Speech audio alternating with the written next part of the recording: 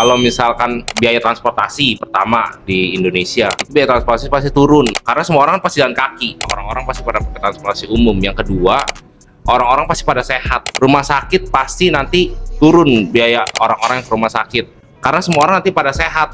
Jawabannya begini, itu dia yang dihadapi oleh negara yang berkembang. Jadi dulu Indonesia ini adalah zaman Belanda, peninggalan Belanda. Mereka tuh udah siapin semua jalur pejalan kaki. Sebab zaman dulu itu pasti kebanyakannya orang jalan kaki, naik sepeda, dan sedikit yang punya mobil. Makanya kita lihat sisa-sisa bangunan dan jalanan peninggalan Belanda. Kalau kita pergi ke Batavia, di situ tuh jalanan buat pejalan kakinya tuh luas. Dan kalau kita lihat foto-foto jadul zaman dulu, trotoarnya tuh luas, disiapin buat pejalan kaki. Tapi begitu Indonesia berhasil merdeka, menurut sok taunya saya, pada saat itulah orang-orang kita tuh nggak siap. Merancang kota tuh nggak belajar dari negara lain. Sehingga nggak punya rancangan tentang kedepannya. Sehingga banyak sekali negara nih dibuat yang penting jalan, yang penting bisa jalan, yang penting jalan dulu. Pada akhirnya, begitu negara kita mulai maju, mulai berkembang, mulai punya duit rakyatnya, begitu mau bikin jalanan buat pejalan kaki udah mulai susah karena berantakan. Ternyata itu adalah milik perorangan, sehingga waktu mau dibebasin itu akan banyak masalah. Selain biayanya mahal untuk tebus ganti rugi ke